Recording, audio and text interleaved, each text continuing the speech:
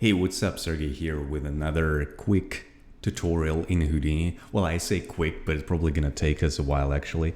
We're gonna create from scratch this procedural road shader with all its unevenness, details, paints, puddles, tire tracks, and all this good jazz. Completely from scratch without using any textures in Houdini. So this is basically just the grid with normals on it and then the material. But before we start, you might have a question like, why would we go and create this whole thing from scratch? Because there are a whole bunch of textures on the internet that we could use probably for this one. And you might be right for certain occasions. Yet sometimes, well, first of all, textures, even with one tiling, are still tiling, right? So they will have, especially for the shots that you have a very hard perspective, you will see that they're gonna repeat themselves, and that's not really good. Also, they're very specific. So let's just say the director gives you a very specific note to what to have on the texture of your road, and you can't quite tackle it if you don't know how, and you're just using textures. So, I mean, I have nothing against using textures. You can even go to Substance and create this there, and then bring it in Houdini, and then just tweak all the necessary stuff either in the Substance directly or through the cops. But, I mean, it's a really nice exercise if you want to learn more on Houdini and try to be comfortable using it for various purposes. So let's consider that more of an exercise of how to achieve stuff rather than, hey, let's create this very specific texture. So we have a matte net here, and I do have quite complex, well, to a point, shader here. As you can see, we're rendering with Karma. So for some of you who don't know, you just go to the output context and create Karma here instead of Mantra. So normally I'm pretty sure this shader would work for Mantra as well, but just Karma is that much faster, and I don't see a reason to go back to Mantra at this particular point.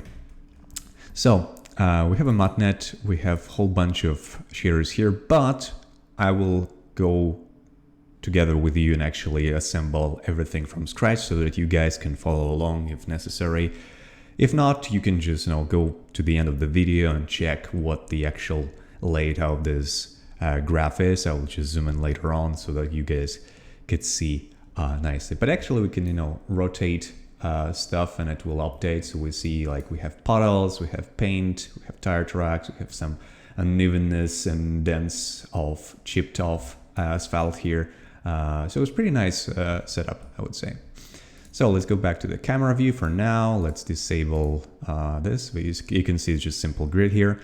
And I'm gonna just select this whole thing, and just cut it all out. So now we have blank screen. This is just principal shader. Actually, we could just go over some basic stuff here. I just changed IOR and reflectivity tiny bit. IOR is actually from a table, online table that gives you IORs of different materials. In this particular case, asphalt's index of refraction is 1.635. So we just put it here and we feel good about ourselves that we're using scientifically accurate data for this one.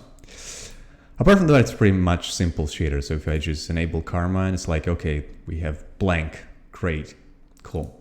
So now we can keep it running because that's a good thing about Karma. And let's start with actually breaking down the stuff. So actually, let me quickly turn this off and we'll bring the picture of asphalt. So normally when you start working on something that it's not pretty straightforward from the beginning, you could see like, okay, there are many details here. We have a paint, like dashed paint in the middle. We have a pretty solid lines on the sides of the road. We have some pattern of this compressed gravel, right? Where how's asphalt actually made. So like individual pebbles are compressed down there. Then we have like chipped off dents in the asphalt. We have tire tracks. We can actually break down them pretty easily in the separate elements and then tackle them individually to make sure that we understand how to do them, and then later on we're gonna layer them on top of each other. So let's start with this simple, pretty straightforward thing is the paint, because we're just gonna use the gray basic color, and then we're gonna use white for the paint. So, okay, usually in Houdini you have always several options to go for when you try to achieve some certain look.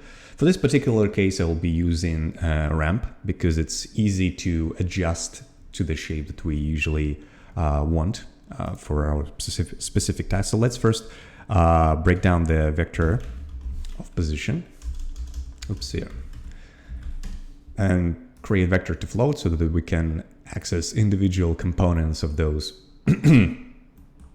position points.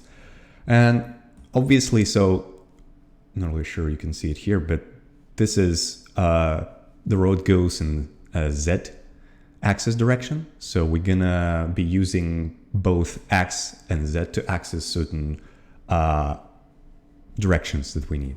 So first of all, let's just drop ramp parameter. We're gonna plug it in X input. We're gonna switch it from color ramp to spline so that we could actually work with it. And actually, I would call it mid-line ramp so that I know what I'm, dealing with here. Okay, and then we're just gonna put it directly into the output color.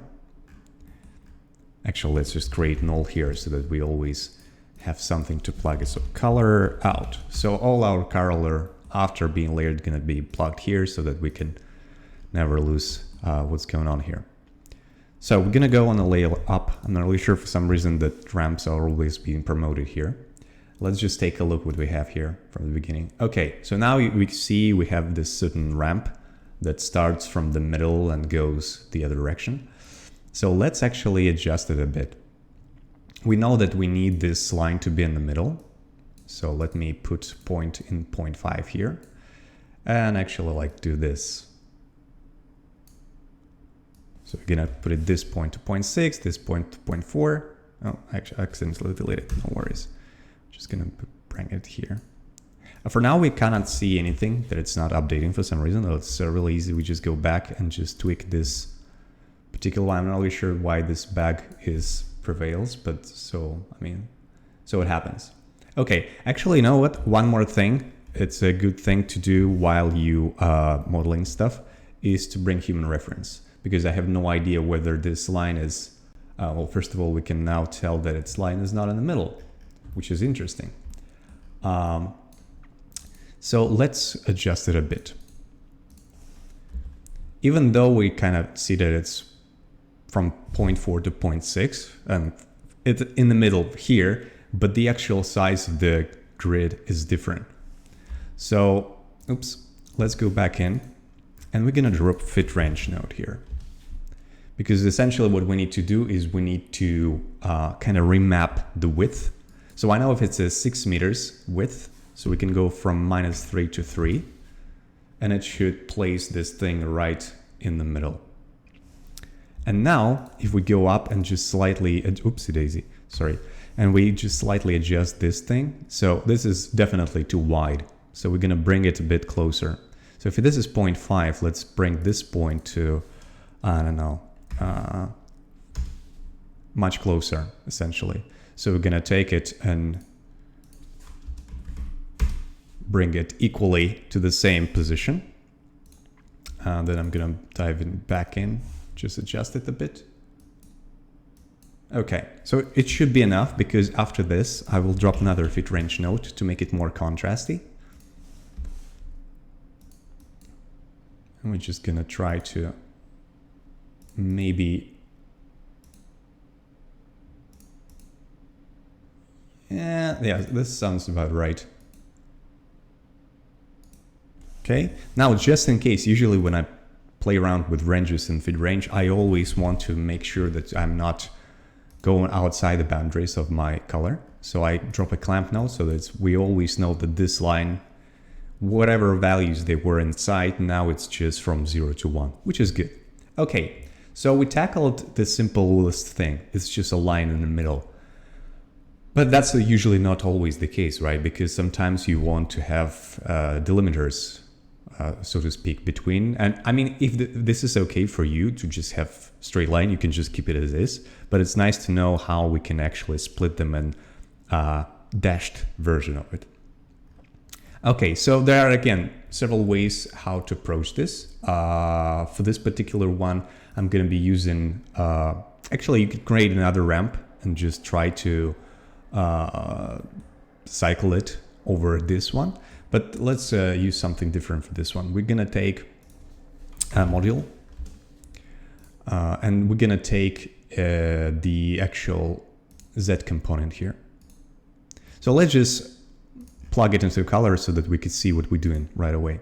So this is how it works. Essentially what it does, it gives you the value after being divided by a certain value that you specify. So we can play around with this thing and just figure it out what works best, but I already played around and I can know that 5 would probably work for me the way that I anticipated. Also, you can add constant here and there if you want to move around back and forth. It's like additional control slider that you can insert here. We don't need it for now. Also, to regulate the width, let's divide constant here. So now we will, again, I'll be putting values that I already came up with previously so that we won't waste time. But this is going to help us a bit for actually speeding the process up. Also, I'm going to drop a couple of fit ranges here to kind of max out the contrast so that we could have it almost as good as it was before. Another fit range just to seal the deal, essentially. And as I say, there are different options how to approach stuff, but sometimes I just stumble upon them and it's like, hey, this is actually working pretty nicely. So yeah, as you can see, we have this zebra crossing for very huge species of humanoids for some reason. But now, as I said, we did a whole bunch of fit ranging. Let's just clamp it just in case so that we're not go over the values that we need. And now it's pretty easy. So we have a straight line, we have white lines. Let's just multiply them, and that will give us this pattern that we're craving for from the beginning. And I just plug this into the base color right away. And now we have this dotted line, which is great. I mean, this is basically already done, essentially. So we've finished with this part. Let's tackle in the same manner. Actually, let me, so I wouldn't lose this thing.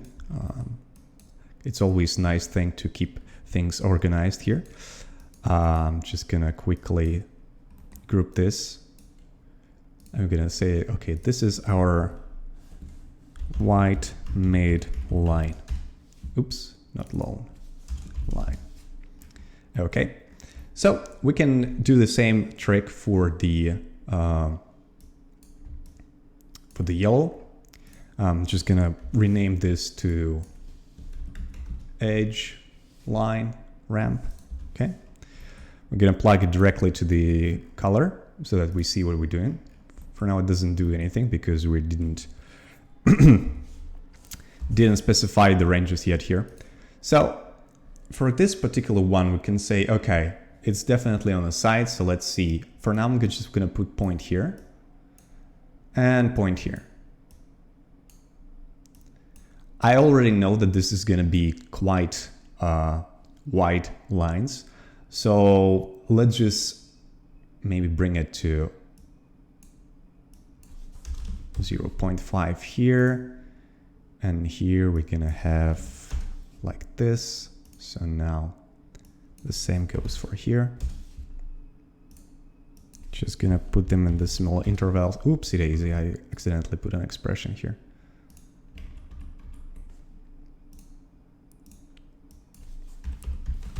Okay, so now let's dive inside. Let's just tweak this a bit to see what we're doing here. Okay, those are very large actually. We can go within half the value here, or we can try to play around with fit range and see if that could give us the result that we want.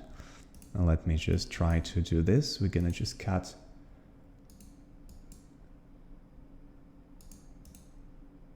off on the side. Well, it's actually pretty close. to what I anticipated, right? So then again, we just throw a clamp here.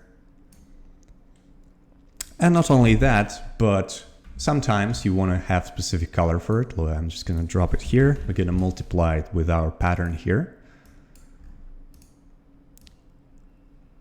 And just say, okay, this one I want to have, I don't know, yellow orangey tint. Okay, so maybe not that saturated, somewhere here. And make sure that we plugged it first. Oops. And then we multiply it. So now we have those yellow stripes here.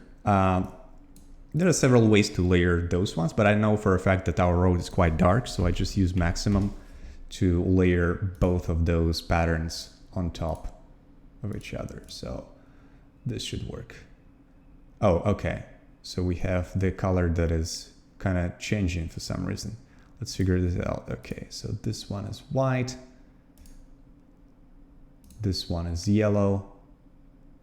She's fascinated that it actually changes color. Okay, oh yeah, I know, because the input here is actually float. So let's just do the same trick here. I'm gonna grab those ones and just gonna bring it here. We're gonna put white color, which is slightly less that white here. I'm just gonna bring it to this one. So now when we use maximum, it actually has color in there. So now everything is fine. Okay, so we basically finished with our, I need to probably just extend this, place it here, with the color striping. So I'm gonna also like plug it here, and this would be our yellow lines section. I'm just gonna actually stop it and just save, just in case. It's a nice habit that you might develop later on. So, okay, we have pretty basic setup already. Now, I'm gonna take a sip of water here. Now we're gonna say, okay, so what else we're missing from the actual look? I would say those small pebbles of like compressed gravel that the road usually is made of. So let's do that. It's gonna be pretty easy as well. So we're gonna drop Voronoi here. Just gonna actually plug the position first because we need the actual position here. So it's gonna become a 3D noise. I'm just gonna copy the same component of frequency here, so that we can only regulate this one and those ones are gonna change automatically. And we have pretty large objects, so I would say we go for 300 right off the bat. Then we're gonna subtract one distance from another to get us, essentially this one will affect whether you get the actual cracks or the surfaces in between the cracks, right? The segment. So like it's just gonna depend on which gonna be black, which gonna be white in this particular setup. So also we obviously need to drop a fit just in case, if it's gonna be too dark or not. I know just for a fact that I'm gonna just reduce it slightly here, okay?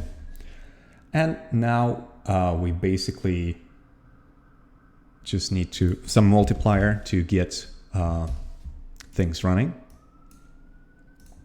Because sometimes it's gonna be too bright. Actually, let's just plug it right away. So always just plug things in the color and see, oh, okay. So this is obviously too bright. Let's just reduce it half the value, I would say, okay? Another thing that is really nice sometimes, because this is very uniformal here, we can get random seed from Voronoi. We're gonna use fit range here, plug it here.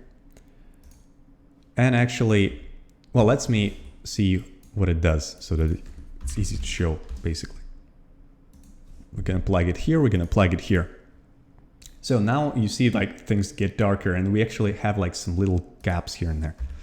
This is because this works as the it takes random seeds from those Voronoi fractures and just destroys them before we multiply. So the effectively that allows us to get the look of some of those white pieces missing. So you see like the density essentially getting very close to what we need. I'm gonna probably put it somewhere in the middle as well, so that we still need those chips present.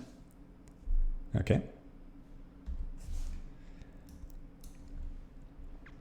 Okay, so this is gonna be our base noise. Gonna call them, I don't know,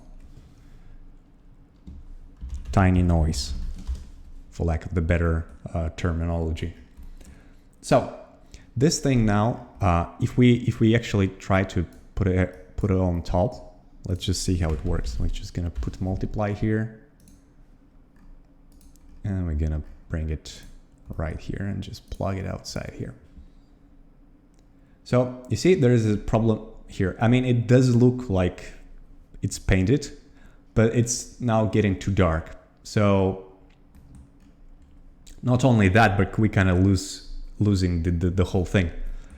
So let's just go for this one. Actually, with this, we're gonna also use maximum. And then I'm gonna use another fit range before the modification. So this bit here, we just say, okay, we layer it kind of on top, right? But we make sure that it's not that dark. And we're actually starting to lose color for some reason, which is weird. Interesting.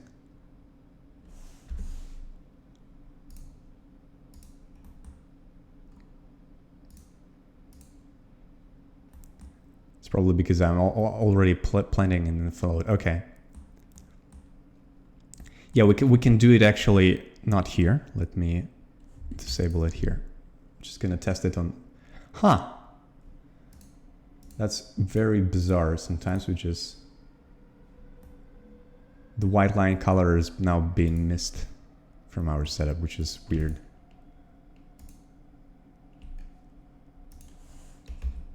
I mean, yellow. Let me just double check what's going on here. Okay, yellow is in place.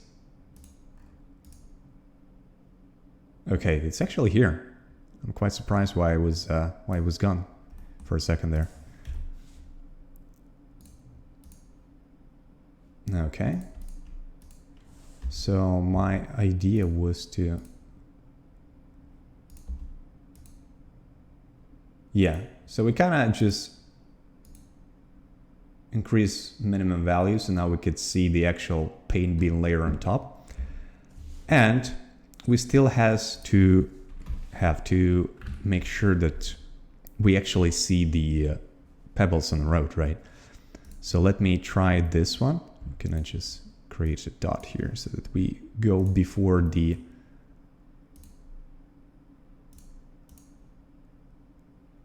okay, so now we managed to layer everything on top of each other. So now we have this gravel pattern here. Actually, it should be in the color output. And we have our paint on top. So this is the very base that we just created. I mean, obviously we have to tweak the rest of the stuff also so that, you know, it still feels like the paint is not exactly where it should be. I mean, maybe I'll just gonna play around with contrast here and there so that we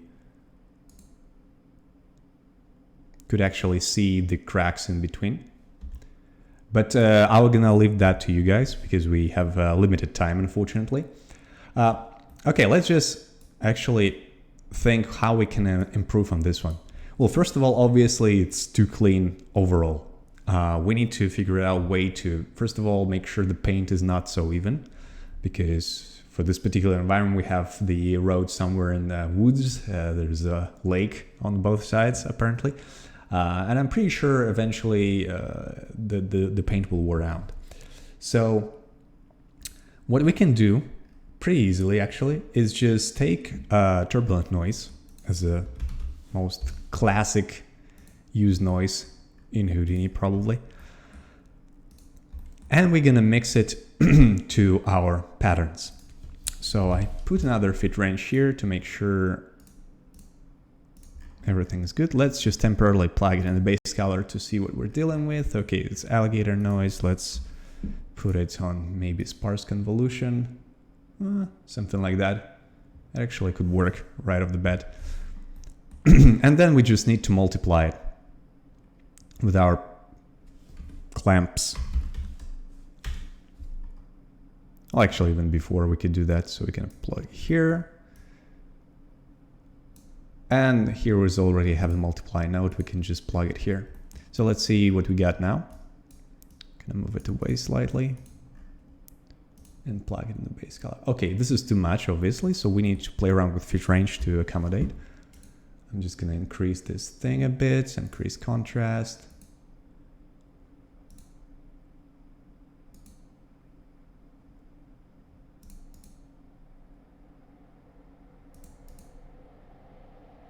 Just have to play around with it a bit more to have an evenness. Well, this is actually like too much probably of a contrast, so I'm gonna slide it back just a little.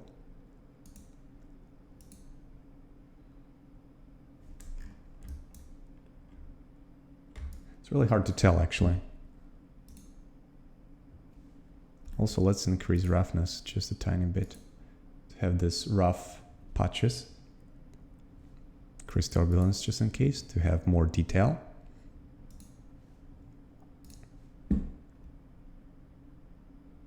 But this should be enough pretty much actually. Yeah, we see the examples here, but it's not the best quality I've been going for, obviously. And it's too frequent, I would say. So let's maybe decrease the turbulence a bit. Not to have that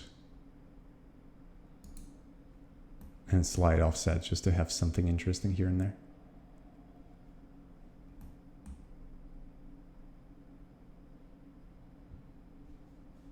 Okay, maybe I'm gonna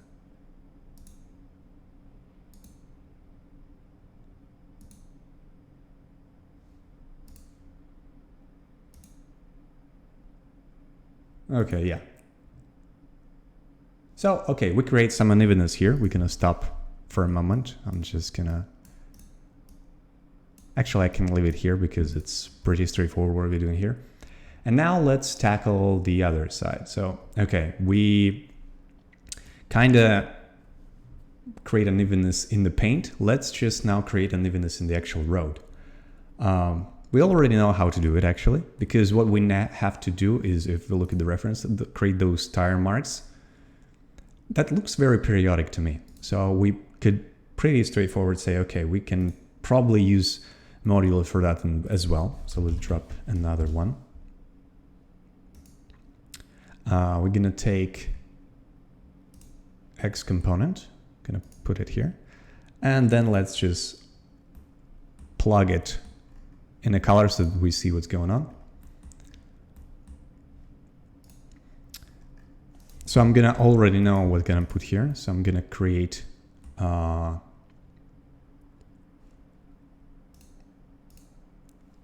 couple of things. First of all, we need to shift it in the right position. So I'm gonna create at constant here. Oh, sorry, at constant, right? I'm gonna shift it just a tiny bit. And also I want to have another turbulent noise here, but we're not gonna plug it in amplification, we're gonna plug it in position actually. Okay, so now we have this interesting, intricate pattern. Let's just maybe reduce stuff in here and there. So idea to have dark lines on every lane, but just keep the white where probably cars wouldn't go. So now if we drop another fit node here,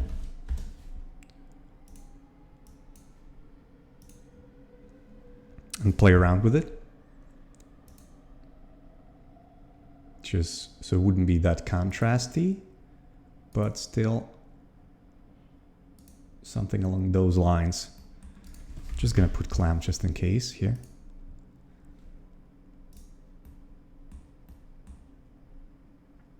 And now essentially what we need to do is we need to multiply our, our everything, to be honest.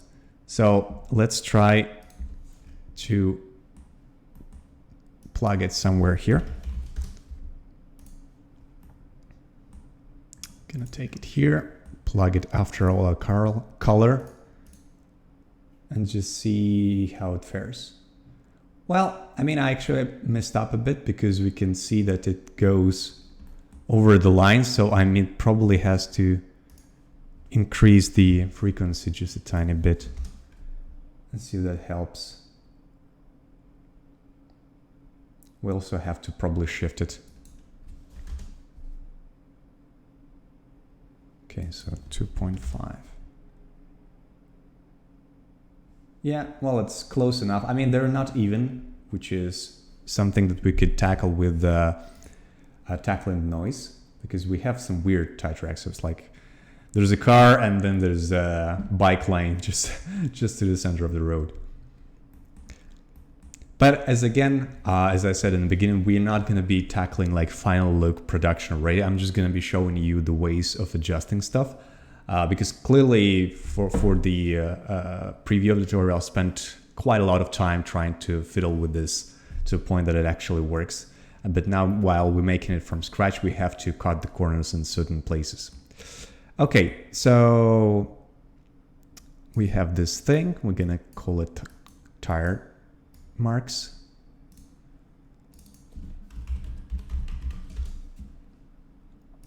But I'm just going to double check one thing here.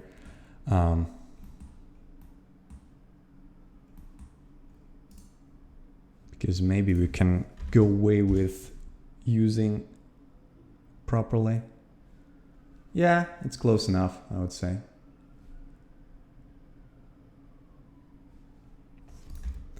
Okay, so now with the tire marks, the pattern, the paint is done. Let's tackle the roughness just a tiny bit. So we're gonna use the same turbulent noises once again. I'm gonna actually make some room here. Just gonna grab P, put it here. I wish this was pre-setup actually. Maybe I need to make my own noise here. We're gonna go for sparse convolution. We're gonna reduce the frequency just a bit.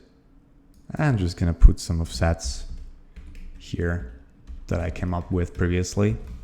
Obviously, this is all dependent on what you have, so don't be bothered that much by what I have here. We're gonna alt drag another turbulent noise to have it ready, and we're gonna change the frequency a bit. And maybe like this. Now let's just use maximum of those. And actually let's plug it into the color so that we see what we're doing. Just gonna plug it temporarily here. So we need to fit range it a bit again to make sure it's not going too dark. So we're going to establish the base roughness we're going to be having as 0.3 for wet spots, and it's going to go all the way up to 1. And we just slightly increase the contrast.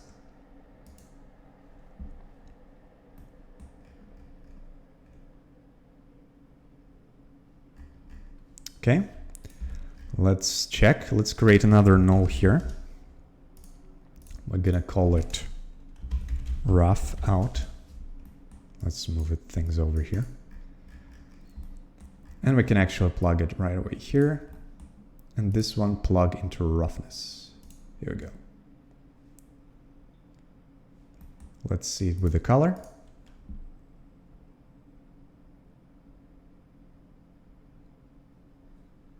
We'll have a very dark spot here that I'm not particularly fond of. So let's maybe not going for full roughness here and just actually try to offset this stuff.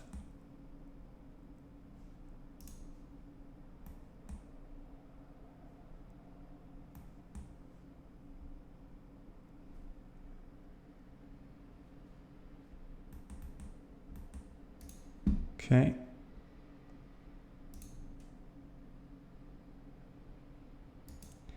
Yeah, this is, we're just checking if I increase the minimum, how it will fare, because it seems like most of the road is obviously wet in this particular example, but we can make it less so by just adjusting this slider over here.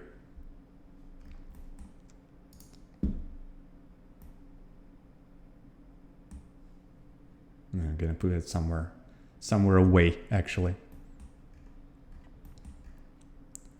So this is basic roughness thing, but obviously we need to create puddles as well. So this is pretty much same thing. Let's just put another backdrop here. We're gonna call it base rough. Then I'm just gonna drag and drop another noises here.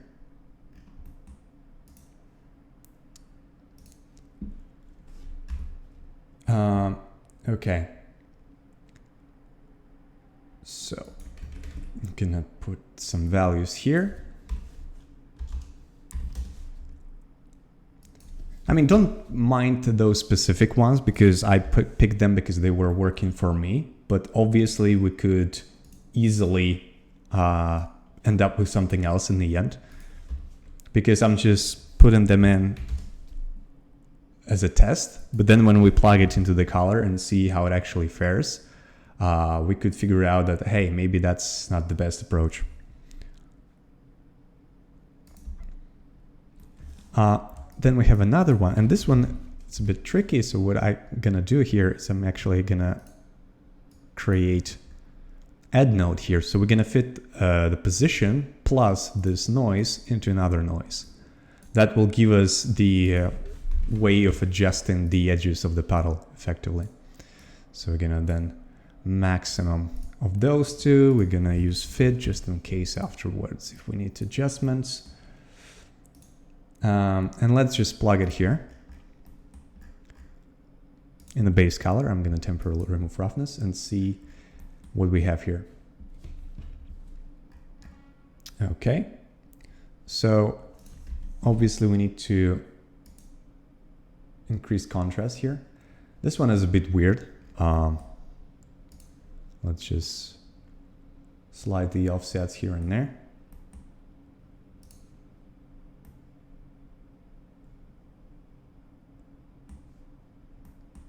So maybe that's too much puddles. Let's keep it as that. And we see that this one affecting the shape of the puddle. So if we increase the turbulence, they're gonna have this weird curviness to them. So we're gonna just make it slightly less so.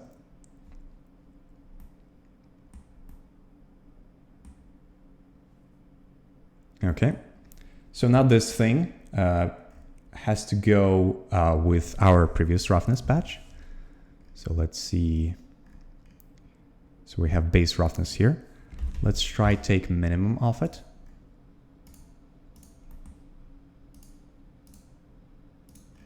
And plug it in our roughness out. Let's just see how it looks. Okay, so now we have those interesting puddles, and then let's see how it looks with the color.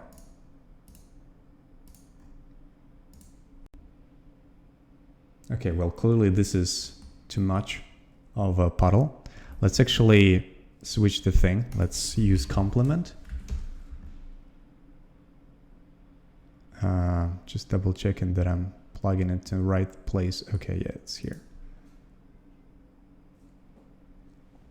So now we have only occasional paddles, right? We can try to play around with fit a bit more.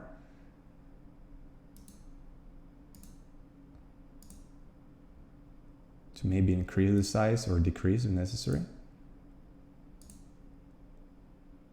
But I would just end up using very small puddles here for our example. Oops.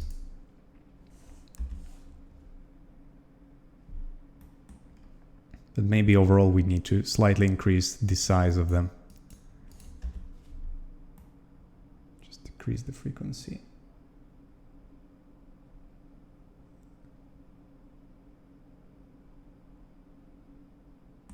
Okay, I'm just gonna use offset to place them here and there. Okay, yeah, this is more like it, more human world type. Okay, I'm just gonna pause this and save just in case we crash. Sometimes it does happen, so stay vigilant. Okay, so now we are finished with the puddles. What else we could do? Well, obviously, we need to make sure we feed our pebbles into displacement or bump. Well, depending on like whether you do close-ups or not. But I would also want to play around with something else, is actually, because in the beginning we have these holes here and there. So if you're just curious how we can tackle those, in the end we can. Effectively what it does, we're gonna use the same approach like we did for puddles, but this is gonna be fitting in the actual displacements. Like say, okay, this is gonna be our holes map, and then we're gonna put something inside. So let's quickly do this. Just gonna grab this noise here and just put some values here and there. Gonna put amplitude at 1. Then we're gonna create another one. This one will have frequency of 0.1. Slightly increase roughness, turbulence at 5. And you're not gonna believe it, we're gonna create 2 more. So I'm quickly dropping those ones down. By the way, I'm hitting P to get the access to the properties.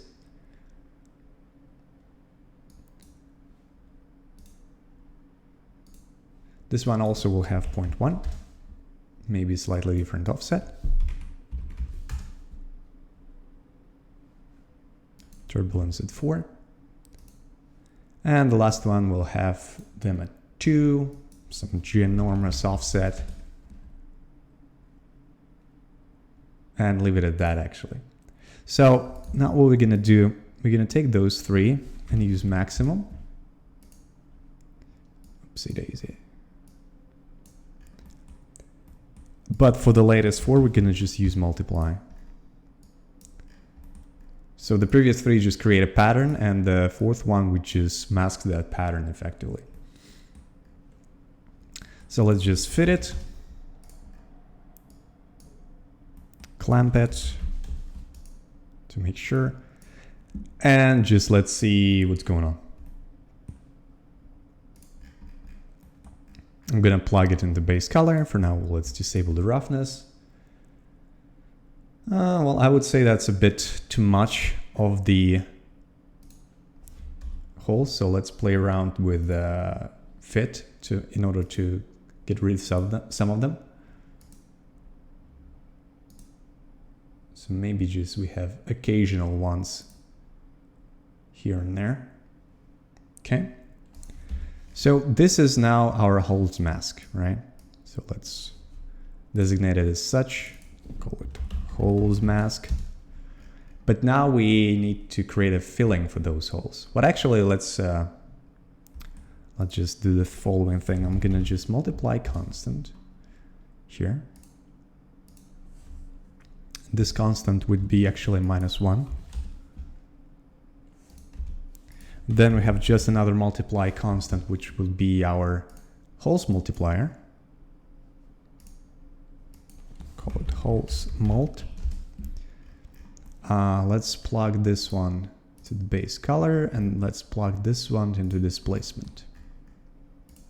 By the way, you might not have this one if you just hit in the displacement tab, enable input displacement from custom input.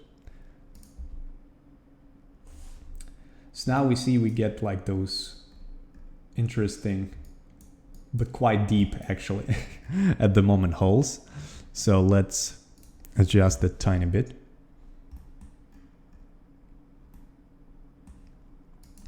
Maybe you point like this. Okay, that was too much of a decrease. Let's go like this. Yeah, another thing that you can see that we have the whole pattern going inside, which probably not the very best thing to do. So let's try to figure out how we can prevent this from happening. And essentially what we have to do is we have to take our tiny noise here and feed it through the mask so that it wouldn't go over there. So I'm gonna grab fit here from this thing. Let's see our tiny noise, which is here, and it goes all the way here, and actually here as well, right? Seems so to me. Oh no, that's actually tire marks. Let's just put tire marks mult so that we wouldn't be confused with what's going on where. Okay, so I assume we need to multiply it over here. Right, fit. Let's just see what happens here. Okay, so we now to use complement, oops, in order to reverse the thing. So that we only have our pattern outside. And maybe just fit it so that we know that we don't have it inside of the inside of the hole. Okay, I just need to plug it into the color so that I could see what's going on.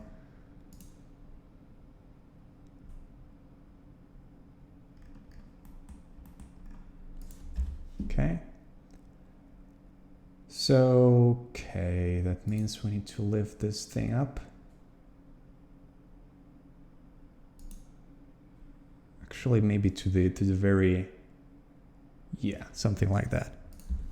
Okay, so now when I plug it here, we're gonna see that the pattern wouldn't go inside of the cracks. It's just gonna stay somewhere on the top.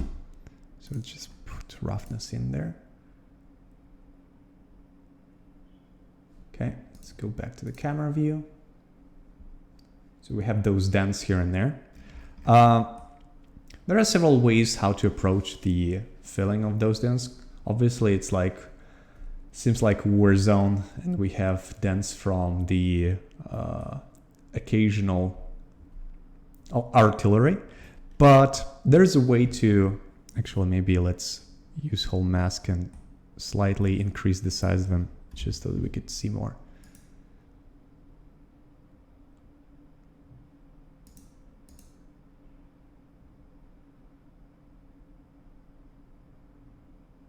Okay, that will do. Okay, so now I'm gonna drop another Voronoi. Or actually, you know what? I'm just gonna borrow this one because it's already has all things in the right places, so to speak.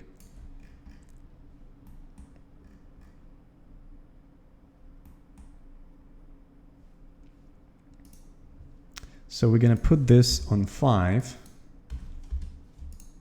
right? Then we're gonna, actually let me reuse this thing very quickly. Gonna drop it here, plug it here.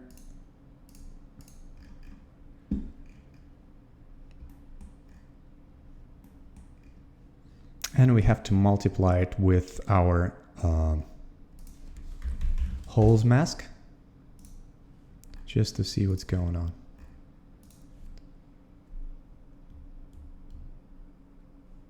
Okay, so now we're gonna start seeing those holes fill up with interesting patterns.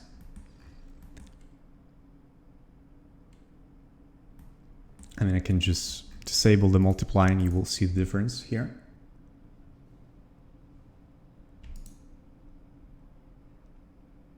Well, not really, because it actually affects the color. We have to revisit it later on. But let me just do this. for now we're gonna disable all of that and just plug this thing with a maximum node here. Then we have another multiply constant to regulate the severity of how things going, and let's just plug it into displacement altogether. Okay. So now we have those sticking out rocks. Actually, maybe like for this particular example, let's increase frequency to 10. Right? So now, actually before fitting them, let's use clamp to cut down the tops.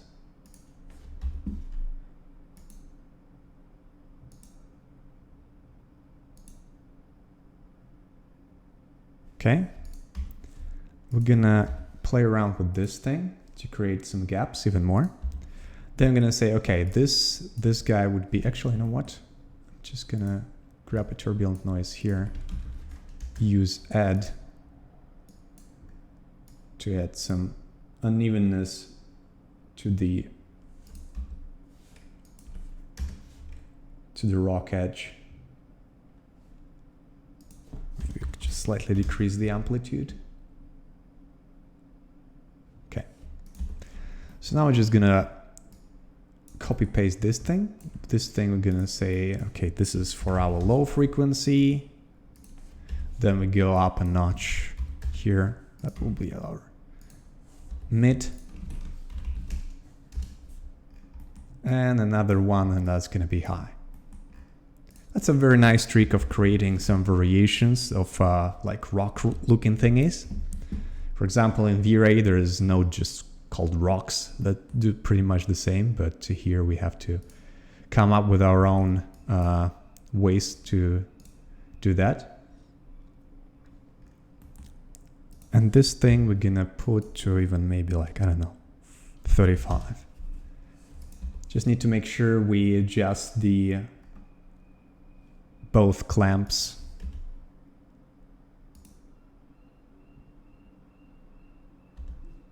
And the multiplication, so it wouldn't be too high, for example. Okay, so interesting pattern here. So now what I want to do is to make sure in the holes we actually have that pattern. So let's just grab this thing and just see how it fares if we plug it directly in the displacement.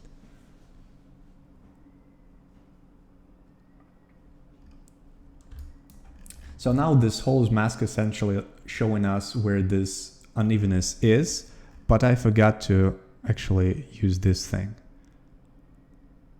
So let us do this because we need it in another direction.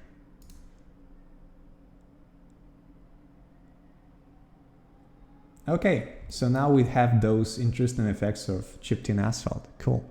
So let's plug this back on. Oh, not IR, we need roughness.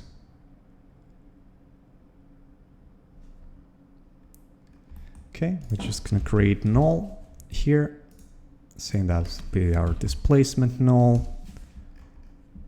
And let's see how it actually looks now. So now we have interesting combination of both color, roughness, displacement, and all this stuff creates really nice unevenness globally. So I would say we can go and spend even more time trying to perfect that, but I think you got the gist of it. So playing around with this stuff, actually let me just finally adjust this one here. I call it cracks. Playing around with this stuff and trying to come up with ways of replicating something from a photo is a very nice exercise for, well, actually any artist, I would say, but generally for our particular one, because you could see this thing is not being repeated across the road, right? So we're gonna land in any side of it and we're gonna see a different pattern that is not repeated. So this is the really great way of creating large scale textures, especially if you have all your workflow in Houdini. Or, I mean, we could have bypassed half of this, just like taking the texture from an asphalt and then just layering on top of those our noises and our displacement. But it's just a nice thing to keep in mind, that you could easily recreate everything from scratch if you need to. And that will give you, if you're, set that as a goal, so like, okay, like every week I'm gonna try to replicate some interesting texture that I saw in real life. Then in a couple of months, or especially after 1 year of doing so, you'll be very proficient with all the tools that you have in Houdini, and can quickly reassemble some complex environments after breaking them down into elements that you could easily recreate using the tools that you know. So I'm now just blubbering about this, but I really hope that you guys found it useful, and maybe later on we're gonna come up with some interesting example of some other texture or asset that we can develop from scratch without using any textures and just solely using Houdini built-in tools.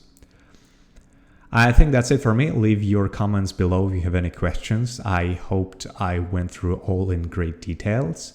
Obviously, I didn't get the same result we started with, but this is the nature of using procedural thing and building it from scratch.